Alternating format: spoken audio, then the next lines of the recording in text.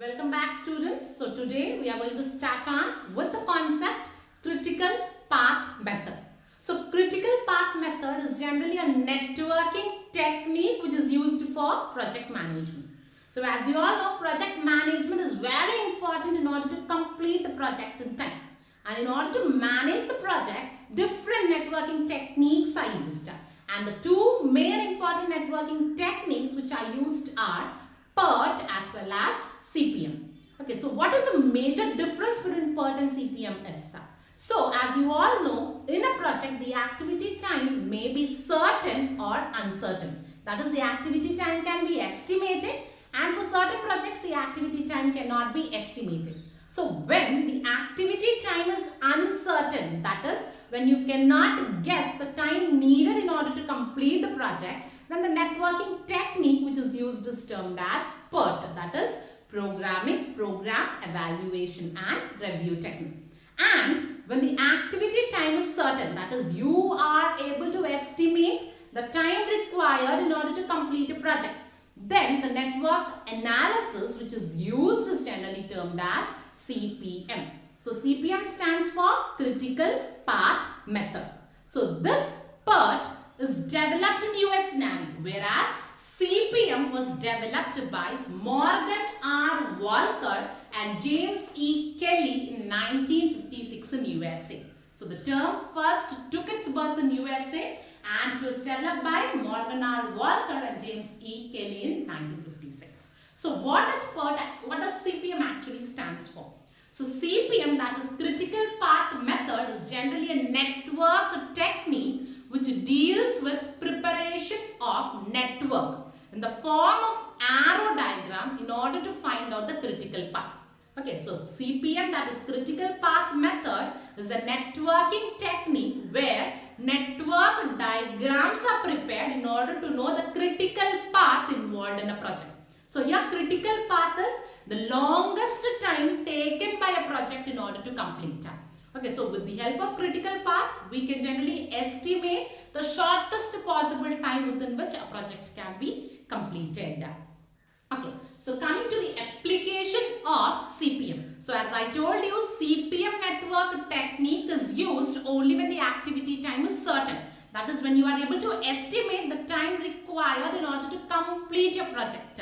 So under such circumstances, it is generally applied when you want to construct a communication network, when you want to build aeroplanes, when you want to construct a building or machinery prototype. Then under such circumstances, this CPM can be used in order to find out the actual time needed to complete a project as well as the cost involved to complete a project.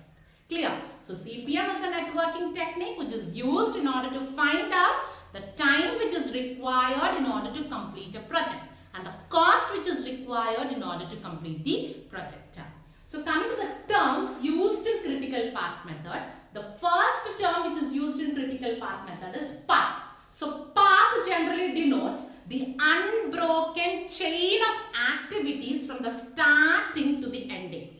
So what are the different activities involved in a project from the starting to the ending is represented by path. Okay, so here activity means generally job or work. So the different activities from the starting to the ending is generally termed as path. And the second term used is critical path. So critical path is generally the longest path in the network diagram. Okay, so you can just see this is the network diagram and the longest time taken by an activity to complete is generally termed as critical path. So it is the path which takes the longest duration, longest time. And the third one is critical activities. So critical activities are those activities which are lying in the critical path. That is, which are lying in the critical path duration. It is termed as critical activities. So activities, once again, they are generally the job or work related to your project. So critical activities are the activities which are lying on the critical path. That is the longest time taken active path. In that path, if any activities are lying, it is termed as critical activities. And the fourth one is earliest start time. So earliest start time is the earliest time within which a project can be started.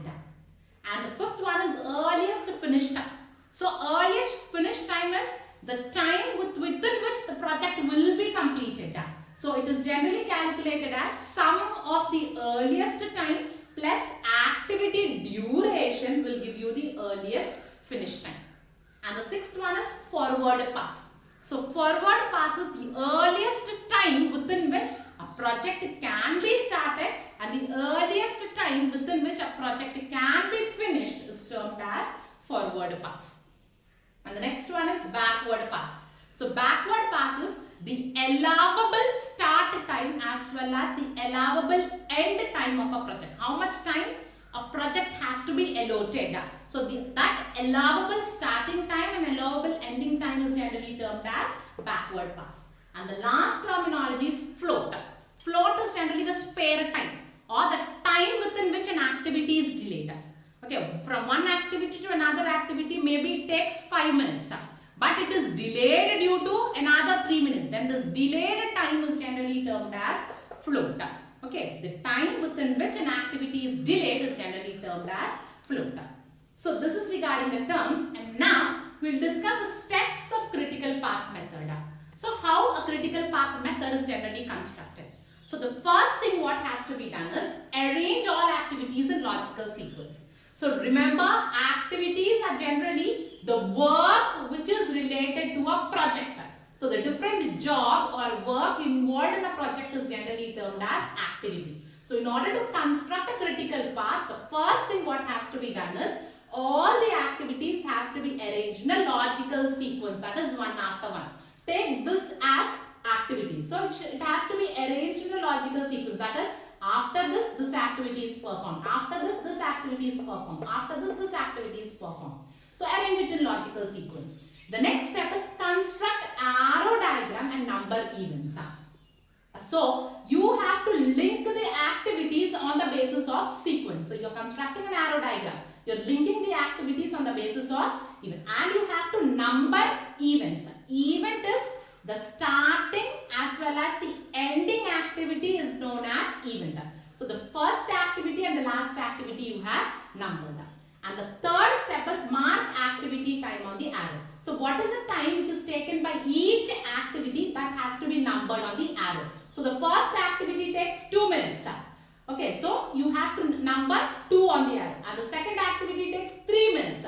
You have to number 3 on the arrow. And the third activity takes 1 minute. You have to number it. So in the same way, you have to number the activity time on the arrow. And the next step is calculate the earliest start and finish time. So on the basis of the time on the arrow, calculate the starting time, that is the earliest starting time and the earliest finishing time, and mark it on the arrow. And on the basis of this time, find out the critical path. That is the longest time taken by the activities to get completed.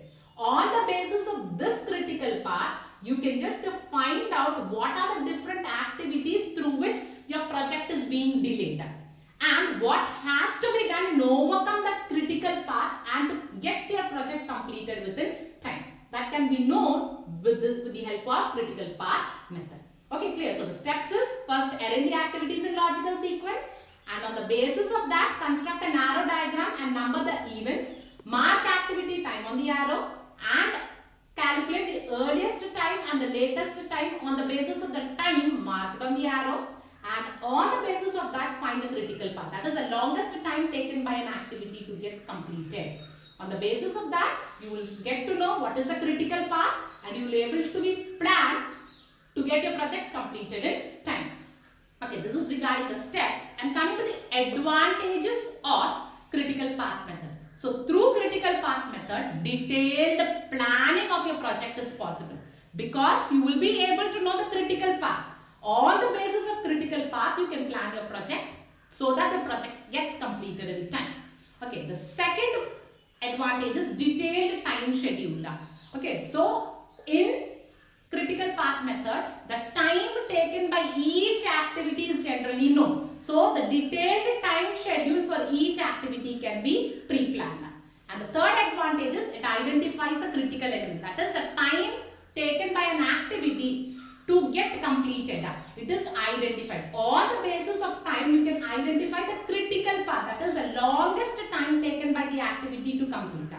So on the basis of critical path, you will be able to take steps to prevent it. So that is the third advantage. And the fourth advantage is all the optimum resource utilization is made possible with the help of CPM. Okay, apart from these advantages, you have disadvantages too. So the first disadvantage is precise activity time is known. So this method is based on the assumption that activity time is generally known. So on the basis of known time, critical paths are generally identified. Therefore, on the basis of this assumption, if you try to find out the project time, it may lead to errors. And the second disadvantage is ignores the statistical time estimate. So in PERT, you have three time estimate: optimistic, pessimistic and mostly likely time. Here, all those three time estimate are generally ignored in CPM. It is taking the time on an assumption basis. Then that may lead to disadvantage. And the third disadvantage is when changes in time are generally introduced. That is, from one activity to another activity, changes in time are introduced, then you cannot use CPM accurately. So these are the disadvantages of CPM. So when I say CPM, you have to know the difference between CPM as well as PERT. So first difference is CPM is activity related. That is, CPM shows the time taken by each activity to get completed. And it also shows the critical path of an activity. That is, what is the longest time, duration or time taken by an activity to get completed. That is CPM.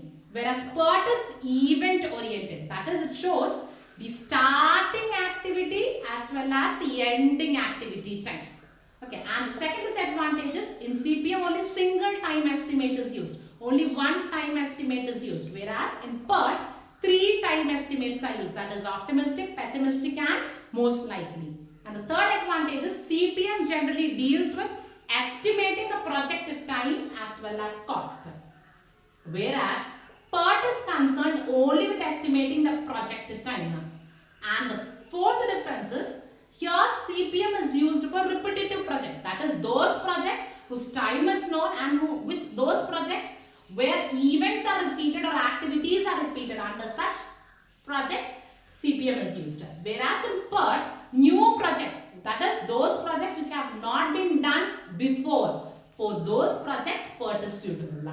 And the fifth difference is here critical path is generally determined on the basis of float. So float is the time within which an activity is delayed. On the basis of float, critical path is determined in CPM. Whereas in PERT, on the basis of slack, activity time or critical path is determined. And the next sixth difference is in CPM, activity time is certain. That is, we will use CPM on the assumption that the time needed to complete a job or work is generally known. Whereas PERT is used on the assumption that the activity time for project is uncertain. That is not known.